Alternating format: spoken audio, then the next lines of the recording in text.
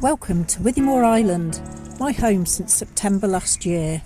The entrance isn't very glamorous or pretty, neither is the car park that you enter to start off with. But they're both necessary evils and conceal what lies beyond. We'll start with the facilities block, a quick tour.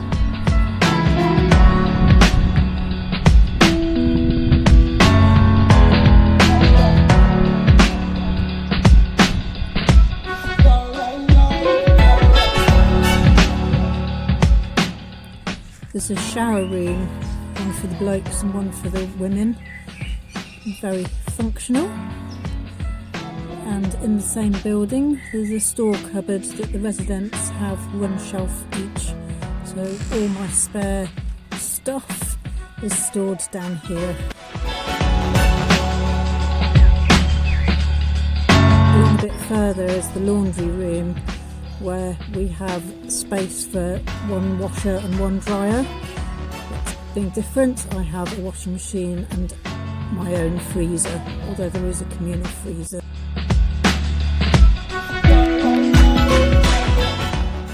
If we turn left before the toilet block, we come to the Dudley No. 2 canal.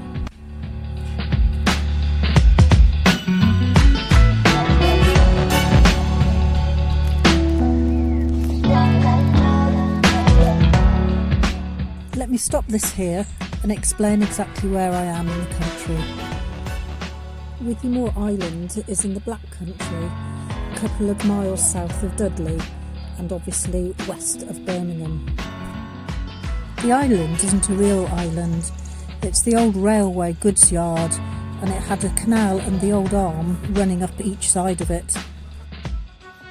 Looking northeast from the island, the canal travels up to the Netherton Tunnel that's 3,027 yards long. It took me an hour to get through coming here last September. The work bay in front of me is available for islanders and visitors to hire. It's where we can make a mess and noise and nobody complains.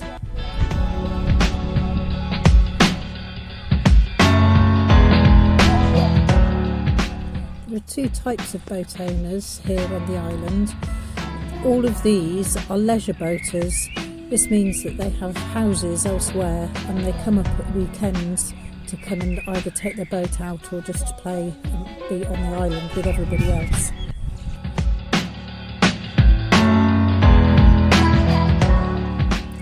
Up the arm, which is just there, you can see that boat was poking through. There are both residential as well as leisure hirers.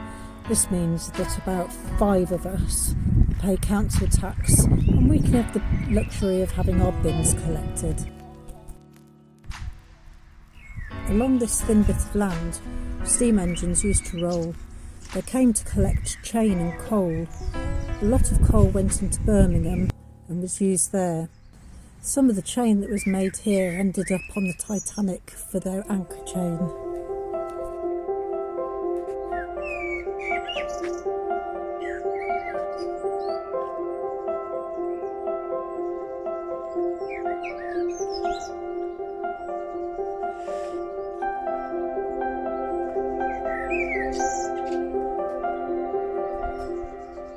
It's very difficult to entertain more than a few people on your boat, so the islanders clubbed together a number of years ago and bought a second-hand 14-foot by 14-foot shed that didn't even have any windows.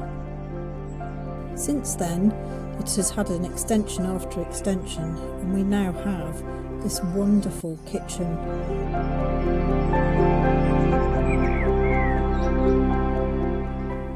Double sinks and even a really big cooker.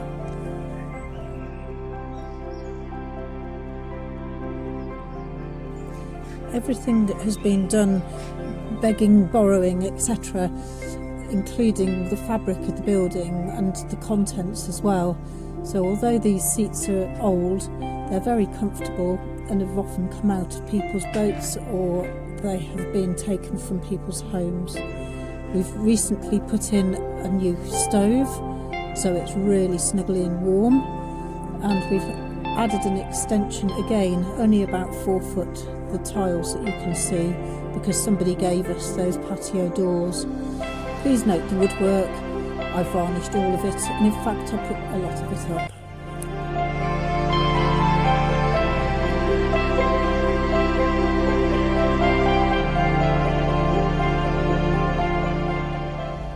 Although this isn't happening at the moment, very often we meet up in here of an evening.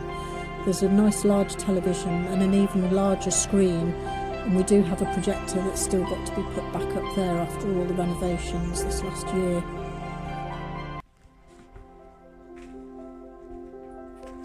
Through the donated doors we come to a patio area for socialising, although it's been used as a work area at the moment. And we have a special barbecue area, although we're converting it into a bar. We have lots of geese as well.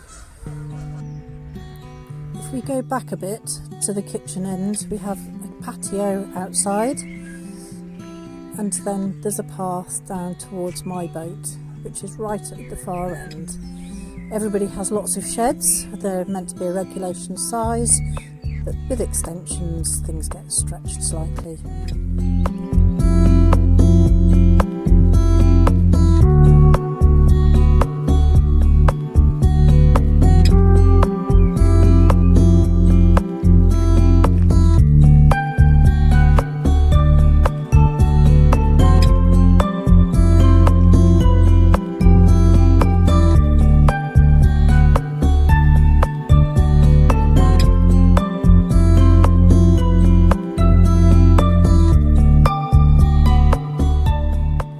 We're now coming down to the nicer part of the island, and the bit that I seem to have adopted.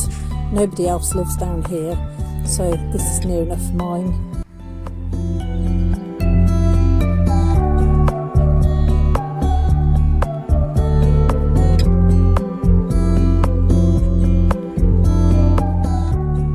There's even a play area for my grandkids.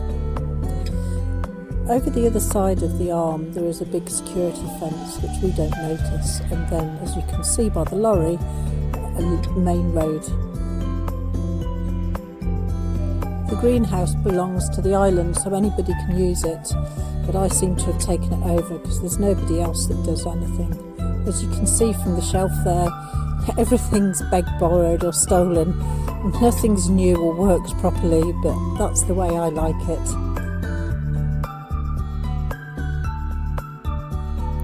These beans and the peas are the ones Ted helped me to plant just before we had lockdown. Those geraniums came from my work last year. I don't think we're going to starve on the island.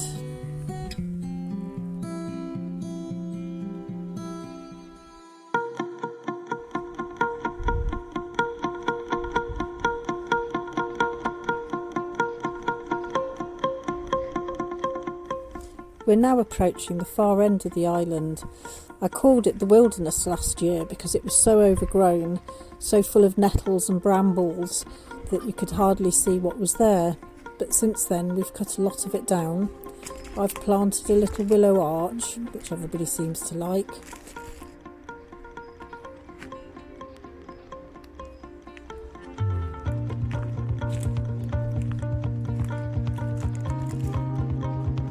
These are my noisy neighbours, Catherine and Cameron, the Canadian geese. They're nesting here, but we have a visiting fox, so I hope they're successful.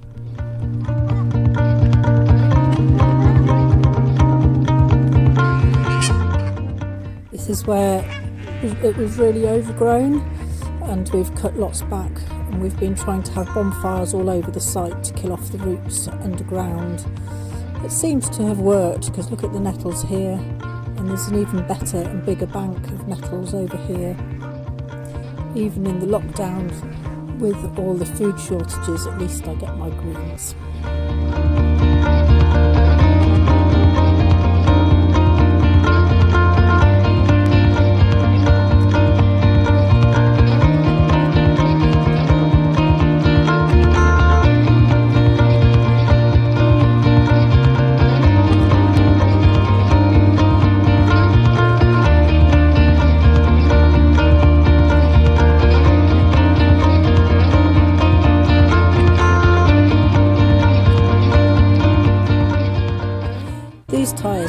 been left around.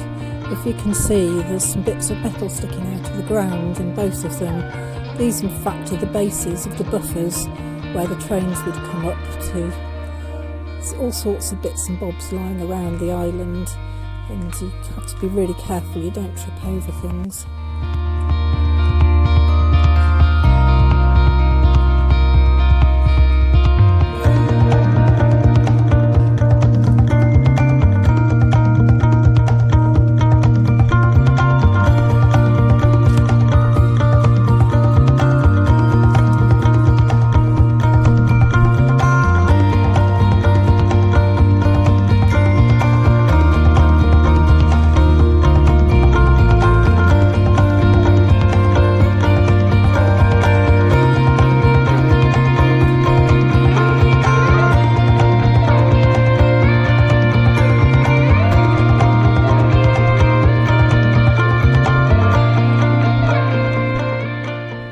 Luckily, this is about as close as I get to the general public with the lockdown at the moment, and although there's an awful lot of them around nowadays, they're not quite as bad as my other neighbours.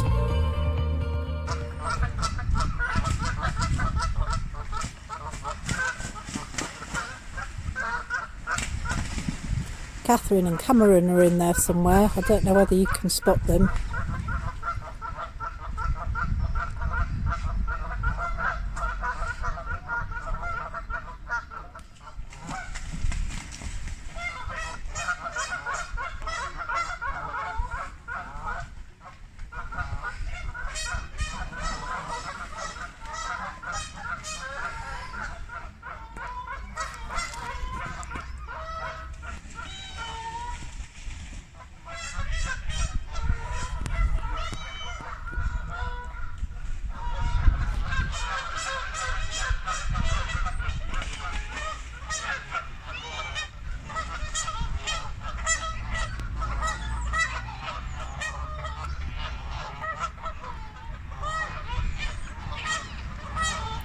However, this is what I hate the most.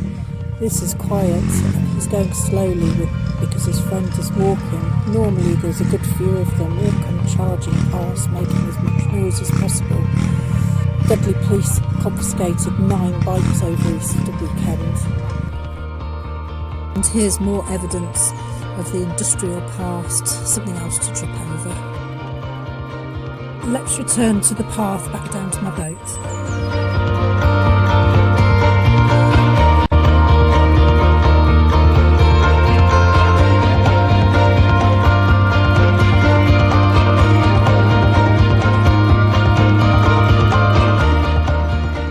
The lawn and greenhouse are to my left at this point.